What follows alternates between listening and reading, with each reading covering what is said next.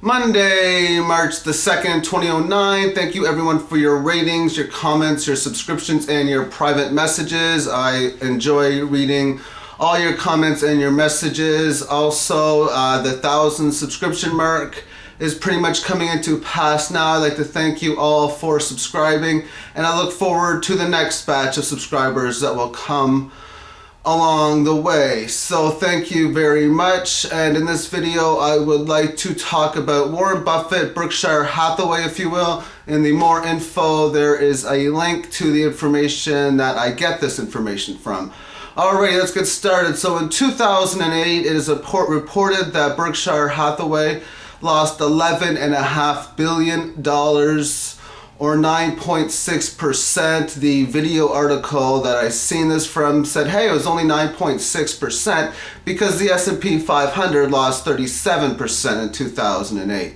And where I get my information from on the Berkshire Hathaway is code BRK.A, and I even think BRK.B has it also, but I'm going to use BRK.A for this. It closed 2007 at 141,600, and it started the year at that number, 2008, and it closed 2008 at 92,000. That is a 35% loss, and the S&P lost 37. So to me, that was right in the same number. So how that works out, I am not too sure. I was thinking that the Berkshire Hathaway codes, the BRK that you see in the stock codes, was how his investments worked out. Maybe people who invest in Berkshire Hathaway lost more than he did. Once again, I am not too sure how that works out. So some quotes from Mr. Buffett: investors are all stripes, swear, bloodied, and confused. Like small birds that have strayed into a badminton game. Well, I'll tell you why they're confused. The reason why they're confused is because they believe this to be an investment. They don't believe this to be gambling, because if you were to walk into a casino, you come up with $10,000, you start playing, next thing you know, you got up to $25,000, you've done very well. You were told, though, you were supposed to win and that it was investing, but you did, so that is why. Next thing you know, you start seeing that $25,000 start going down and down and down, and now you're confused on why you're not winning. Well, that's because, like Don Harold, this is not a stock market, this is a casino market, plain and simple. And don't be surprised if in future videos I will relinquish the name stock market and replace it with the name casino market. So some more stuff. He invested in ConocoPhillips when oil prices were peaking last summer, and he says that that was a mistake. Mr. Buffett, you are correct, that was a mistake, or it was a mistake to not have a stop loss. So I can understand making the investment, but when you invested, say when oil was 135, 140 goes up to 147, a stop loss of around 120, 125 may be put in place, and there was of course no reason since then for oil to be looking long based on technical analysis. It doesn't look like you use technical analysis because it seems that you invest on a horrendously long-term basis. Alrighty then, let's talk about more. He also invested in two small Irish banks that appeared cheap, and he lost $27 million at an 89% loss.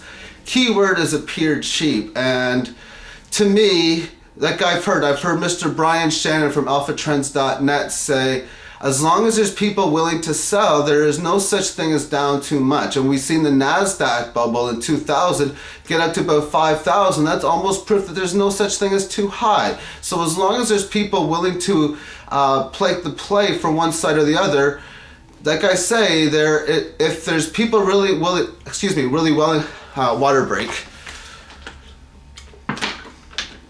Okay, if there's people willing to sell, then it's going to go down even more. An example is with like the oil.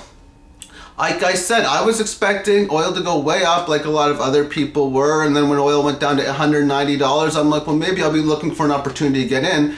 but technically it has never ever came, and now we're looking at oil $40 a barrel, well off its lows, and still doesn't look like a time to possibly buy, based on, of course, technical analysis. So also, Mr. Buffett said that there's going to be shambles well beyond 2009, and also fear of deep inflation. So the stuff that we've been hearing, he's giving us the information. I do agree with that.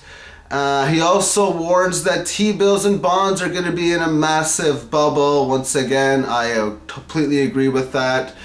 I have been thinking the same way, not because of the information that I have heard, but because of other information from people like, of course, Man of Truth, Vision Victory, Peter Schiff, Gerald Celente, and of course the list goes on and on with that. I do not understand bonds and T-bills that much to understand how the bubbles work, but I do understand that it's going to be sinking really low on, well, it's like codes like TLT, which is like the 30 or 20-year treasury note, going way down.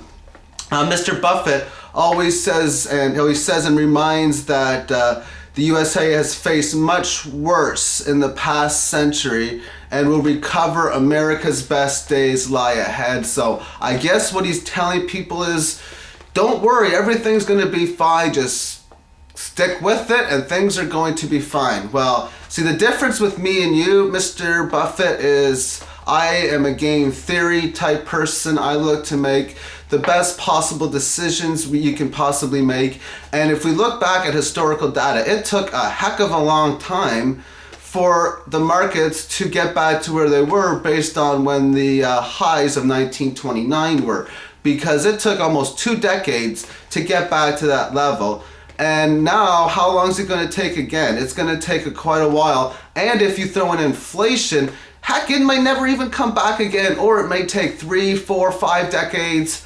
I don't know, but it could take an extremely long amount of time. And of course, as far as what creation is going to have over the next 10 years, I don't even know anyway. So, I mean, it's, to me, I think, once again, if you think that everything's going to be fine in the future, and you think that it's going to go so bad beyond 2009, then on a game theory level, that would be to get out and then get back in, like in 2011, 2012, and the Dow Jones is 2000, in my opinion, and you would save yourself a lot of money. And if you want to get even really aggressive, you could take the money out now, invest it into gold. Of course, on the stock market, you would do it on GLD, which I don't recommend in the long term. I recommend that on the short term.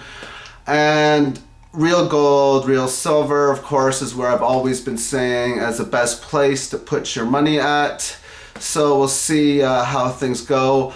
We woke up today, we've seen the Dow Jones below 7,000. Whether today is a washout day, meaning a day where we will see a lot of selling, and then of course an intermediate term bottom. Intermediate term is usually a few weeks, maybe a couple months. And what that's going to be, will it be that way? Maybe, maybe not. I'm not too sure. The news, of course, is very bleak overall, and people are waking up to the fact that the economy is crumbling. So I'm trying to put as much new fundamentals in as I possibly can. The new unemployment data is going to come out later this week, and of course they're going to report it over 8%, but you can at least times that by well, quite a bit anyway. I mean, 8%, it's over 12, 15, so it's a lot higher than that. But once again, they're going to say 8, and the people who believe that 7 point whatever number are not going to be happy to see that, which could cause even more selling amongst the stock market. Time will only tell with that. I'd like to thank everyone for watching this video. Peace and light, everyone, and have yourself a magnificent day, everyone. Bye-bye.